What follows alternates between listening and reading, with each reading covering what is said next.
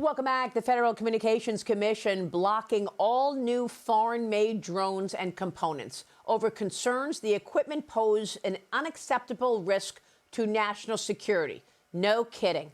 That includes the world's largest drone maker, China's DJI. Joining me now is Arkansas Congressman Rick Crawford. He is the chairman of the House Intelligence Committee. Mr. Chairman, I'm so happy to see you this morning because, as you may know, I have been railing a lot on this program about why the heck the U.S. military buys drones from a Chinese drone maker, DJI. Do you have an answer to that? I don't have an answer for that question, but I do have congratulations to say to President Trump, because this decision was a long time coming. You know, we have been a leader in aviation technology since the first manned flight at Kitty Hawk, and we don't need to cede that position to the Chinese, for crying out loud. This is a counterintelligence nightmare for our country. And yeah, like you, I'm a little perplexed that the United States military would contract with Chinese companies for drones. It's lazy, but it's also not secure. I mean, this is really teeing up a major counterintelligence issue for the United States. So congratulations on this. Is a bold move by President Trump, America First policy move, and I think it's going to really strengthen national security as a result. Another issue where we've all known the right thing to do for years, but it was actually President Trump to come into office and do it. Thank you, President Trump. I mean, look, let me just set the stage here. If we have a drone being used in the U.S. military, isn't it true that whatever that drone is looking at, the Chinese Communist Party can look at it as well if it's a CCP and a DJI drone?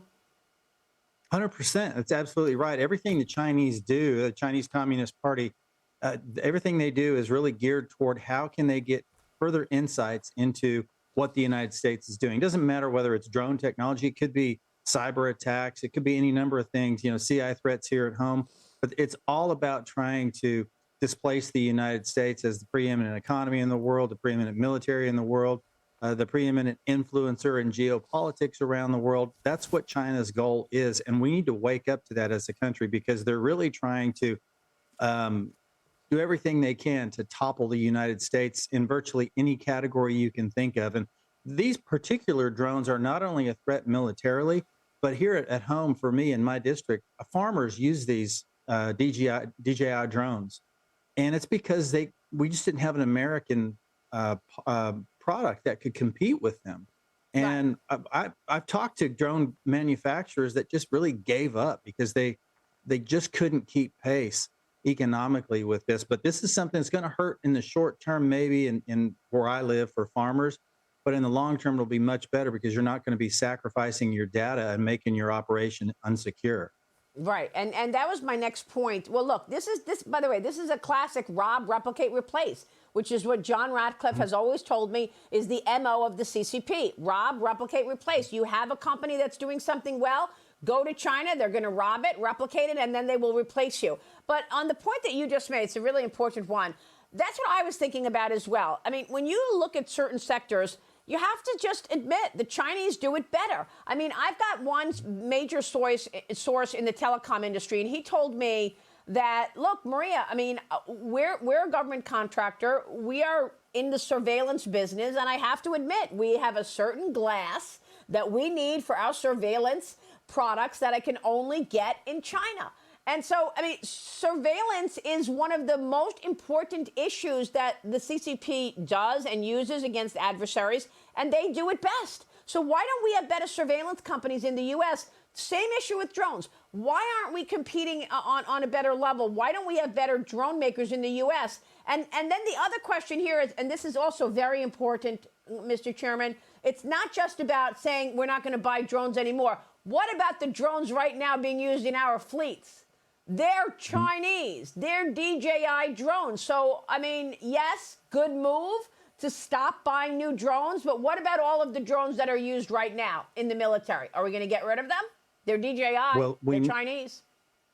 We need to get rid of them. And, you know, to your point about American technology competing in this space, everything that the Chinese do, I mean, with regard to bringing products to the market, typically they have stolen from us. And then they find a way to produce it cheaper increase their ability to scale it up and make it more competitive so that it displaces U.S. companies. IP theft is sort of their stock and trade. And so it doesn't matter what the company is, they're going to find a way to knock it off, bring a cheaper product to the marketplace.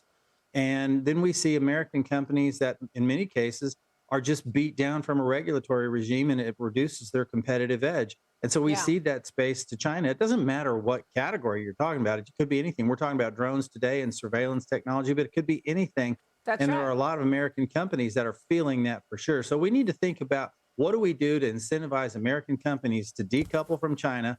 And if not reshore, at least nearshore, what I call friendly shore, bring that technology back into our hemisphere and let them do business here with trade partners that are not out to cut their throat.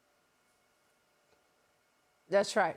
All great analysis. And by the way, to your point, no, it's not just military equipment.